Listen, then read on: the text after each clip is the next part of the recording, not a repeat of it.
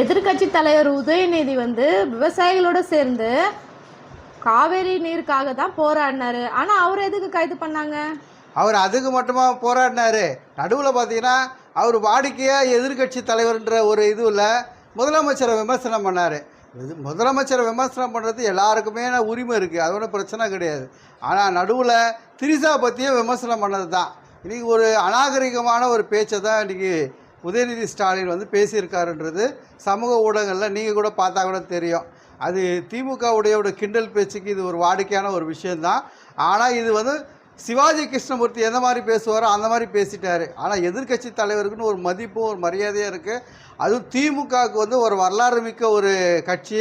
அந்த கட்சியில் இருக்கக்கூடிய எதிர்கட்சி தலைவராக இருக்கக்கூடிய உதயநிதி ஸ்டாலின் இந்த மாதிரியான பேசுவது வந்து ரொம்ப கண்டிக்கத்தக்கது, ஒரு நாகரிகம் இல்லாத ஒரு செயல் இது.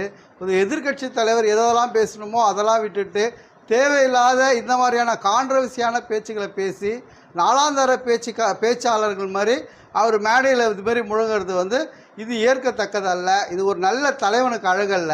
ஒரு நல்ல தலைவனுக்கான ஒரு பணியிலிருந்து அவர் தடம் புரண்டு போகிறாரோ என்ற ஒரு எண்ணம் தான் நமக்கு தோணுது. அது வந்து ரொம்ப கண்டிக்கத்தர விஷயம்.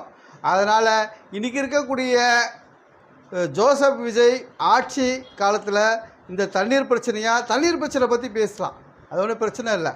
ஆனால் தண்ணீர் பிரச்சனையை வேறு மாதிரி பேசுகிறது தான் இன்றைக்கி பிரச்சனையாக இருக்குது. இது உதயநிதியை வன்மையாக இந்த மாதிரியான பேச்சுகளை கண்டிக்கிறோம். இரட்டை அர்த்தம் உள்ள பேச்சுகளை பேசுவதை நிறுத்தி கொள்ள வேண்டும், அதுவும் பெண்களை பற்றி பேசுவதை நிறுத்தி கொள்ள வேண்டும் என்பது தான் நம்மளுடைய கருத்து. இது அந்த காலத்துலேருந்து இந்த காலம் வரைக்கும் பேசிகிட்டு இருக்காங்க. ஆனால் அதில் ஒரு மாற்றம் நிலை வரணும். மக்களுக்கு இன்றைக்கி எல்லாம் புரிய ஆரம்பித்து விட்டது. அதனால் இது மாதிரியான விஷயங்களை பேசுவதை நிறுத்தினா ஒரு நல்ல தலைவர் எப்படி வழியோ அப்படி தான் தொண்டன் வழியில் செல்வான். அது மாதிரி நல்ல தலைவர்கள் வந்து அந்த நல்ல பேச்சுகளை பேசணும். இந்த மாதிரியான பேச்சுகளை நிறுத்திக்கிட்டு நல்ல தலைவனாக ஆவதற்கான முயற்சியை உதயநிதி எடுக்க வேண்டும்.